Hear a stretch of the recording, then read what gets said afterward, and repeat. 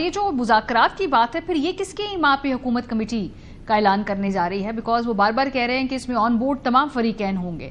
اگر وہ کمیٹی کے اعلان کی بات کر رہے ہیں، اسپیکر صاحب رابطے کی بات کر رہے ہیں، تو اس کا مطلب ہے کہیں نہ کہیں تو انگیجمنٹ کی خواہش دوسری سائڈ پر بھی ہے. یا آپ کو نہیں لگتا کہ یہ کوئی سیریس خواہش ہے؟ یہ ایک پولیٹیکل ویسے ایک فیس سیونگ ہے.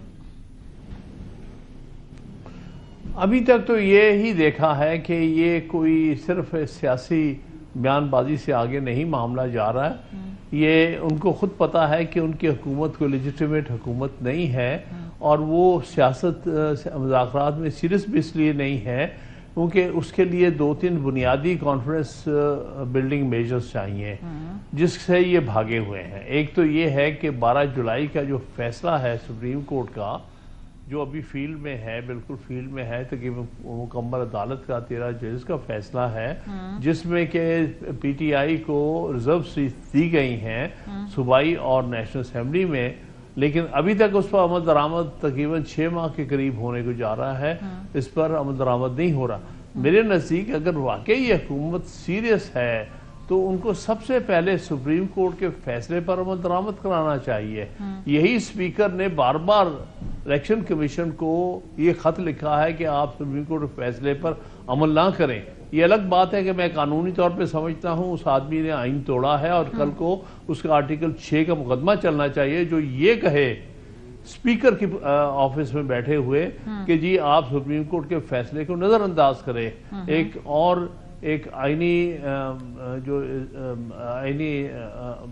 جو ہے ادارہ اس کو روکے سپریم کورٹ کے فیصلے پر عمل درآمد کرنے کے. یہ شخص سے آپ کیا امید رکھ سکتے ہیں جس کو یہ بھی سمجھ نہیں ہے کہ اس کا فرض ہے ہائیسٹ کورٹ جو ہے اس کے فیصلوں پر عمل درآمد کرانا.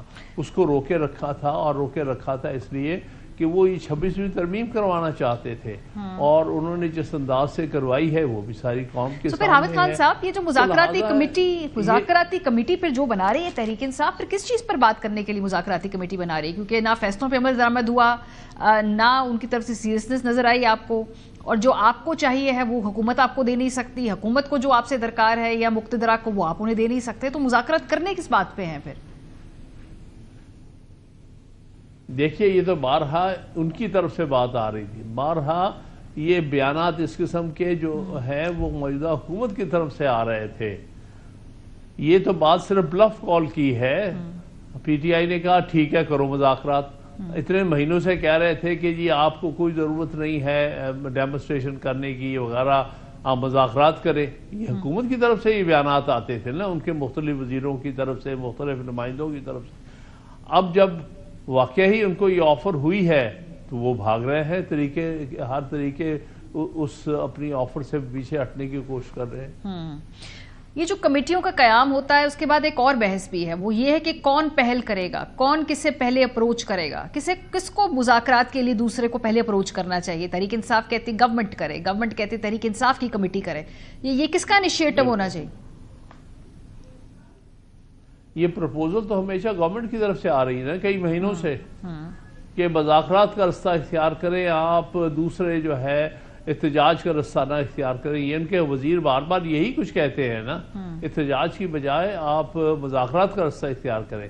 چلو ہم نے کہا ہے کہ مذاکرات کا رستہ اختیار کرتے آئیے، تو انیشیٹو تو انہوں نے لیا ہے نا، اب ان کو ہی انیشیٹو آگے لینا چاہیے کہ ہاں کس انداز سے مذاکرات کریں گے. آپ پہلے کانفیڈنس بلڈنگ کے لیے کیا کریں گے تاکہ ہم اس بات پر توجہ دیں کہ ہاں واقعی اس دفعہ یہ حکومت جو ہے یہ مذاکرات کے لیے سیریس ہے.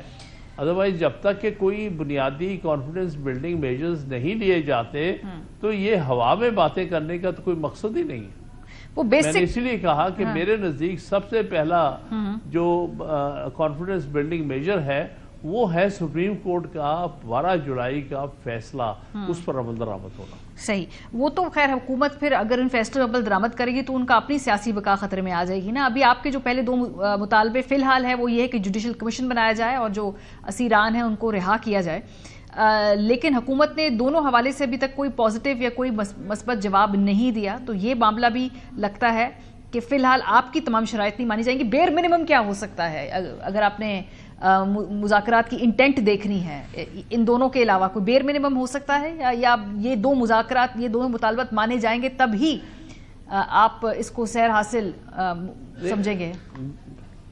دیکھیں نا، یہ دونوں مطالبات جو ہیں بہت جائز مطالبات ہیں کہ 9 مئی کے معاملات اور 8 فروری میں جو جس طرح سے ہوا ہے، ان دونوں معاملات میں جوڈیشل کمیشن مقرر ہو اور جوڈیشل کمیشن انکوائری کر کے رپورٹ دے۔